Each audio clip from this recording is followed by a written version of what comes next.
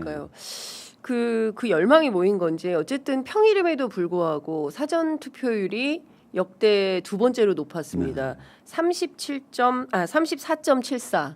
예, 그 사실은 평일이어서 투표율 많이 높지 않을 거다라는 전망이 우세했는데 그래도 평균치 이상 한 거 아닙니까? 예, 사전 투표 사상 두 번째죠. 네, 두 번째로 높았고, 높은. 예. 제가 말을 들어보니까 제 친구들하고 몇 명하고 좀 통화해 보니까 본투표를 하겠다는 거예요. 그래서 얘네들도 많이 보수적으로 바뀌었구나 이렇게 생각했는데 그 중에 한 명은 줄이 너무 길어서 할 수가 없었다는 줄이 거예요. 맞아요. 줄이 너무 길어서 왔다가 도로 택시 타고 왔다가 도로 가요. 야 40분 기다렸는데 못했어. 맞아요. 뭐 이렇게 얘기하는 친구들이 있어요. 맞습니다. 예. 그 의원님들이 오셔서 정말 빨리 투표해버리고 싶다. 이거 빨리빨리 해야 되겠다라고 생각한다고 하셨는데 시민분들도 그런 분들이 너무 많으셨어요. 제가 이제 사전투표소 스케치할 때 보면 이거 빨리 해야 되고 특히 이제 외국과 이렇게 관광업 하시는 분들이 있어요. 헌법재판소 앞에 갈 때마다 어떻게 설명을 해야 될지 저 태극기 부대를 어떻게 말을 해야 될지 막 고민을 했다는 거예요. 근데 이제 보니까 막 인천공항에 모여서 막 짱깨 막 그러고 그런 분들도 계시던데. 그러니까요.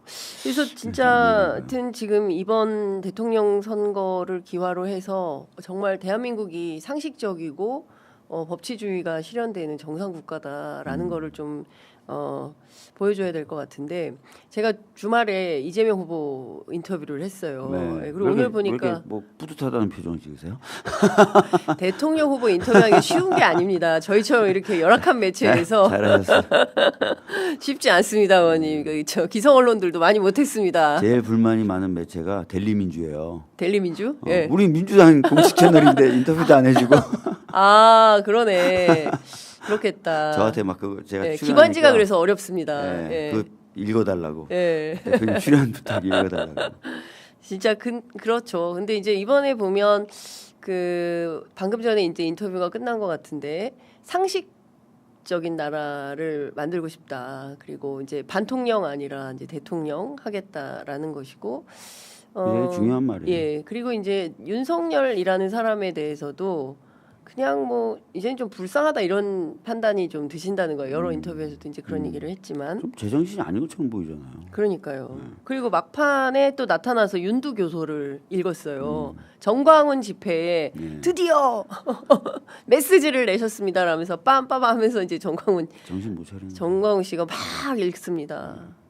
대통령이 반통령이 아니라 대통령이 되고 이 메시지 되게 중요한데요. 트럼프가 네. 본인 말이었는지 측근 말이었는지 한 번도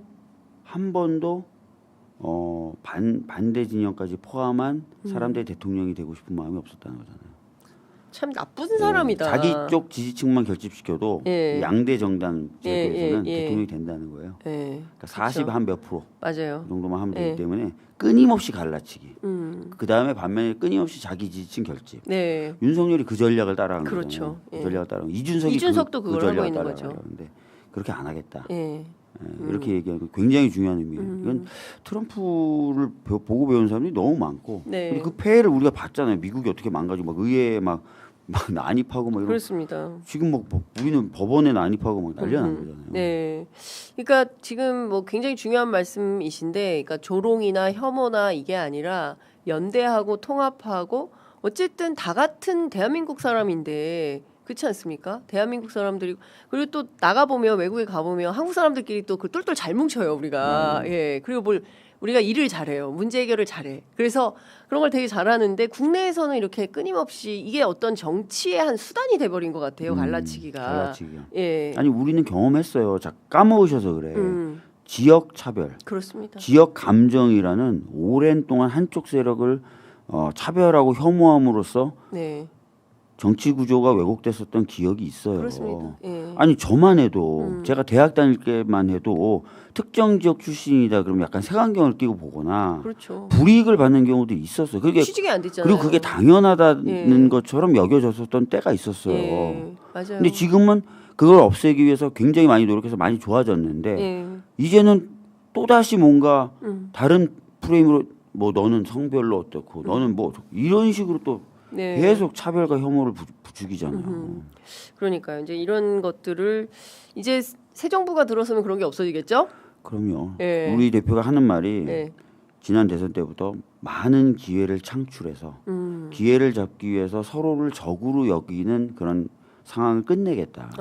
예. 마치 뻐꾸기 뭐 새 둥지 안에서 다른 네. 새를 밀어내야만 내가 사는 예. 그런 비극적인 상황을 없애겠다. 친구가 적이 되고 이런 예. 거는 끝내겠다. 예.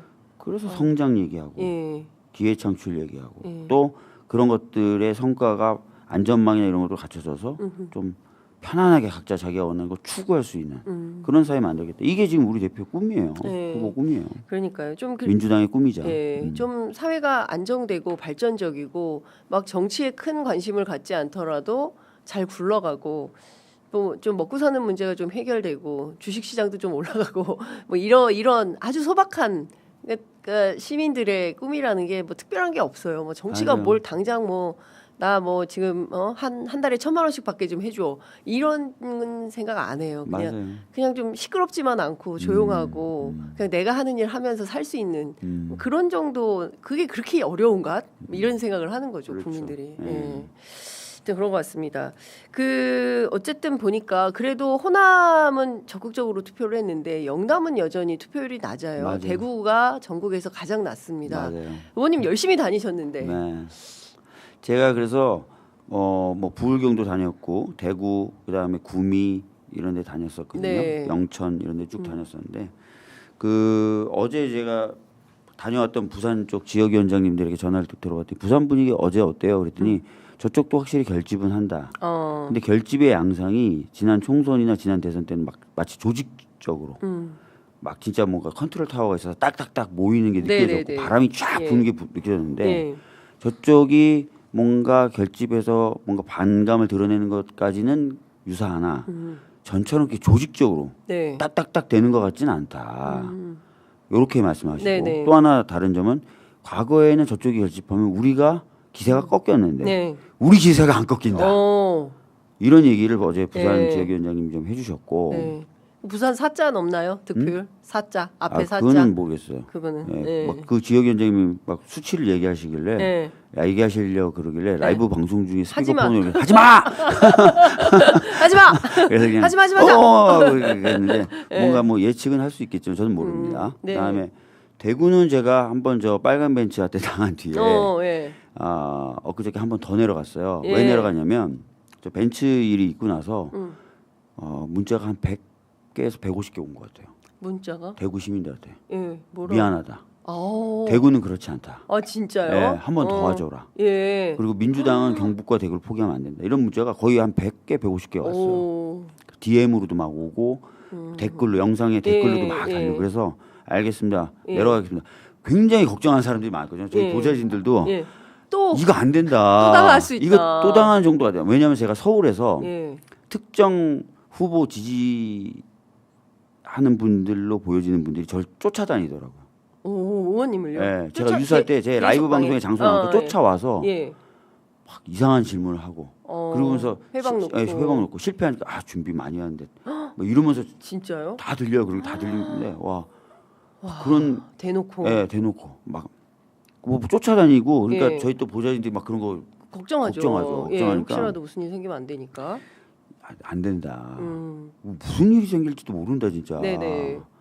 근데 내려가기로 했어요. 내려가서 딱 했는데 두 번째 내려갔는데 막 너무 뜨거운 거예요. 저를 환영해 주시는 게 대구에. 대구 시민들이 예. 그리고 저 벤츠 영상을 굉장히 많이 보신 거야. 그래서 저한테 와서 예. 그 새끼 내가 내 손에 잡힌 내 죽이려고 했더나 이러면서 대구 시민들이. 예, 대구 시민들이 예. 그러니까 그런 마음들이 또 있으시더라고요. 예. 그러니까 끝까지 대구가 마지막 일주일에 확 바뀐다. 그래서 끝까지 대구를 포기하지 말아달라. 저도 그 얘기 들었어요. 예. 그래서 대구 이제 쭉 돌아다녔는데 대구 지난 대선의 총선과는 분위기 완전 다르다. 오. 네, 그런 얘기 해줬고 대전도 예.